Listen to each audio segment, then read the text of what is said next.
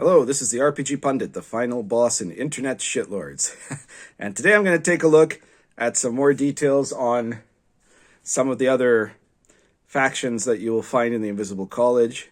This is part of an ongoing series where I'm doing specific groups that will be showing up to specific sections on first on the different factions, and then on the rules, and then on the magic. I'll be looking at each of these things, right, to see what we what we have in the book. The book's selling very well, by the way.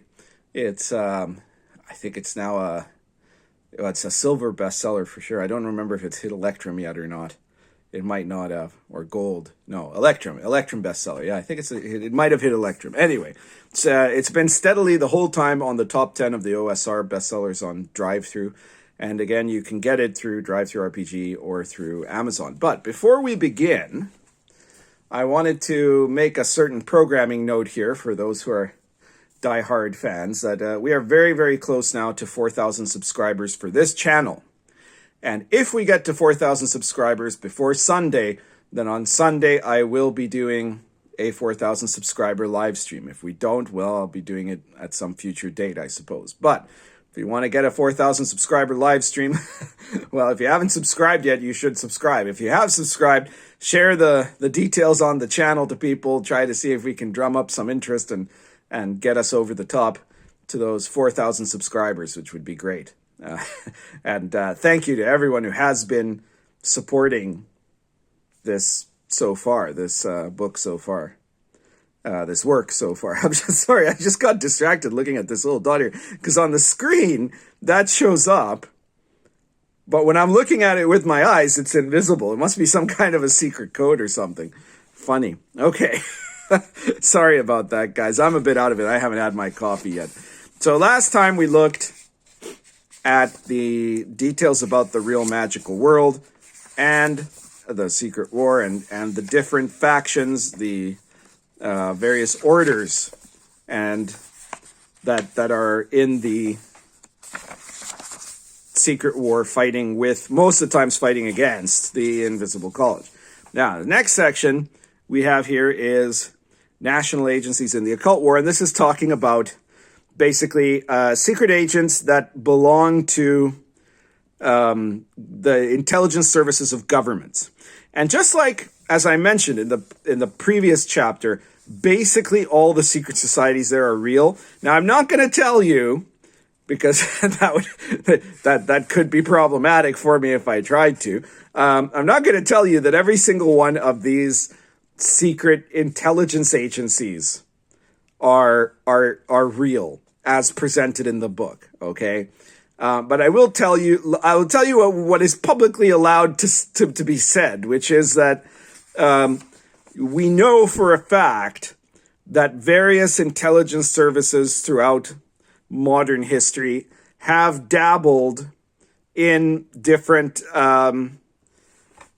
occult studies and occult investigation, right? So all of these are based, I mean, first of all, the research I did when I was looking into this was research on the conventional intelligence services of each of the countries I name, and where an occult intelligence service would fit in among them, okay? And so in the game you have like the oldest long-standing occult intelligence service is British. It's MI13.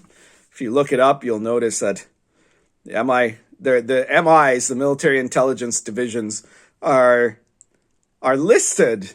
Most of them are publicly known, but you never see anything about MI13. Does it not exist because that's an unlucky number, or is it that MI13 is the occult intelligence division?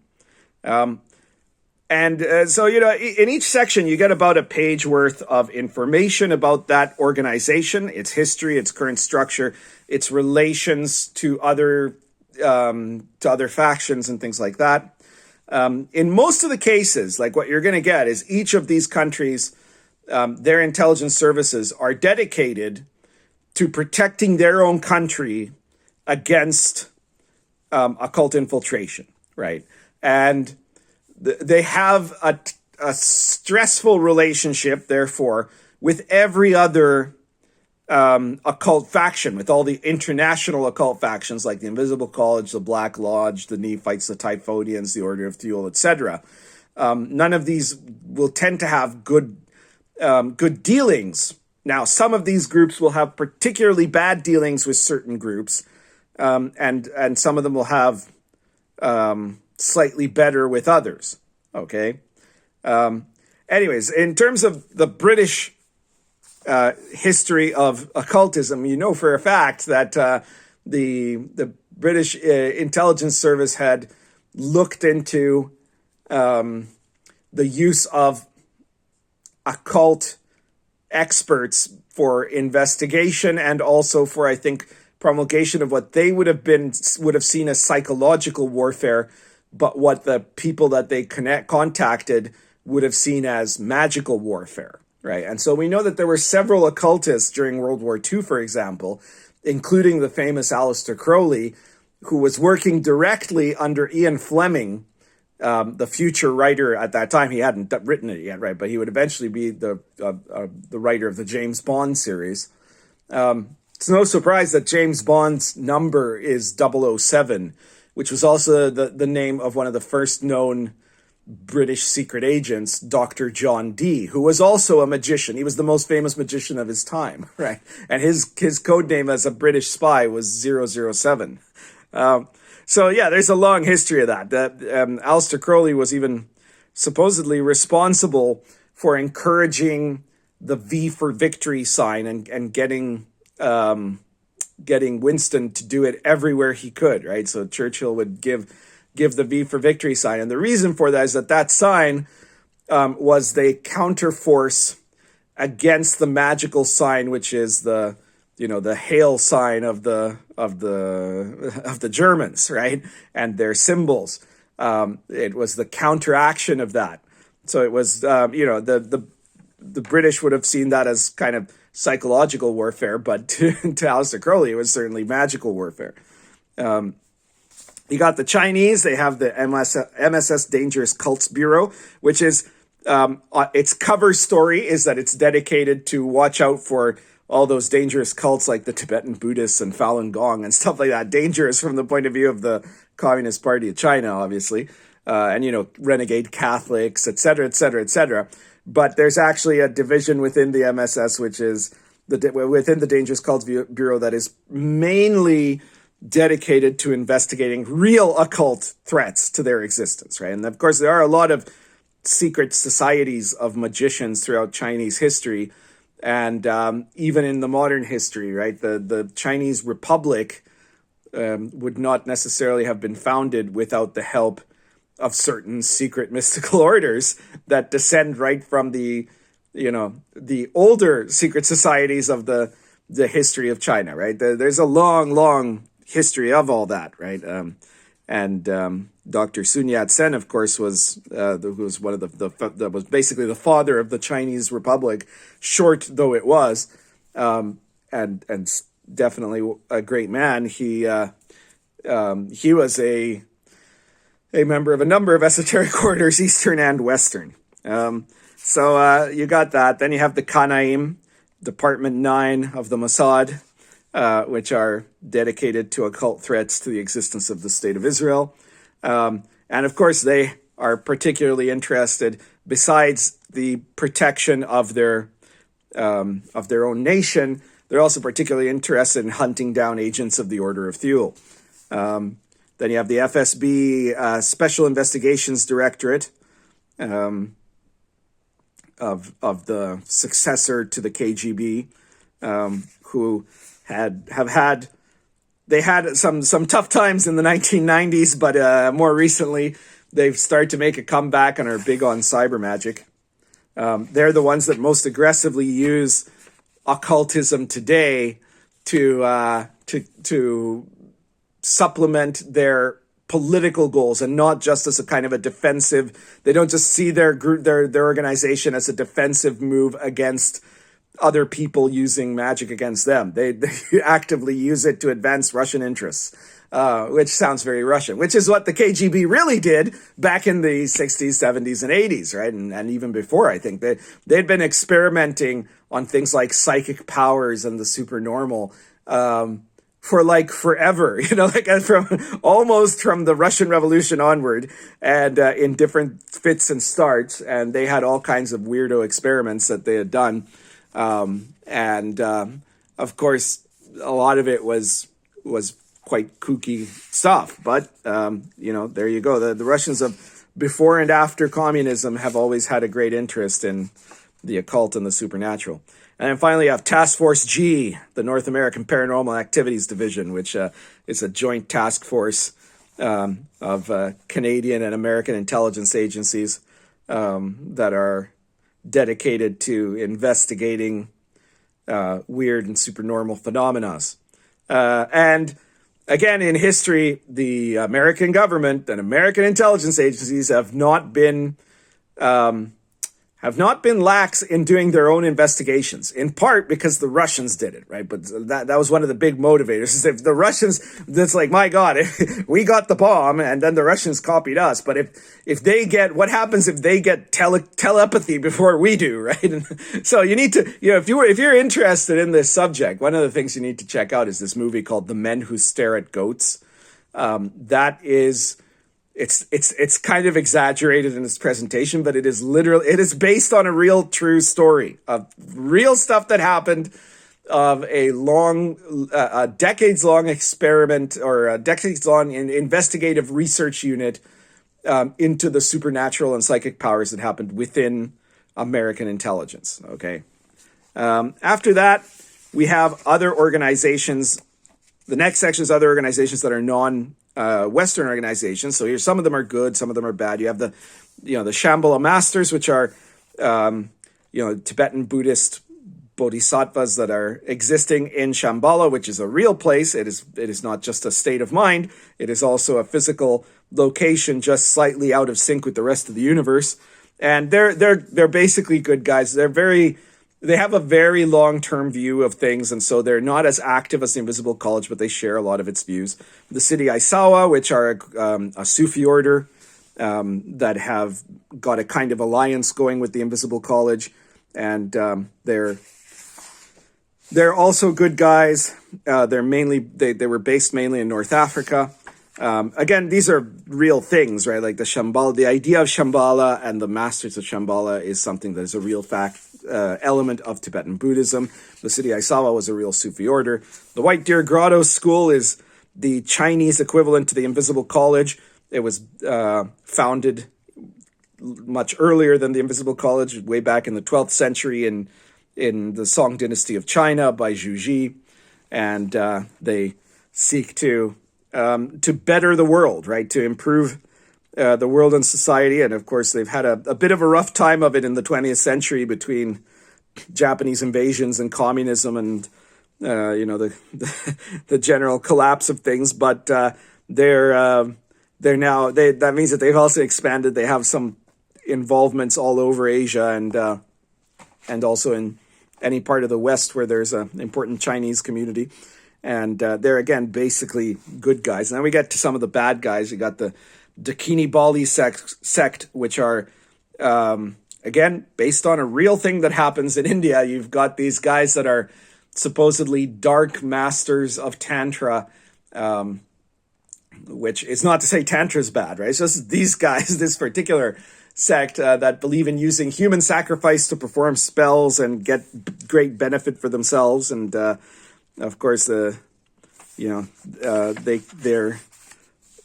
can be engaged in all kinds of situations where one might cross, if you're having an adventure in India or crossing the Indian diaspora.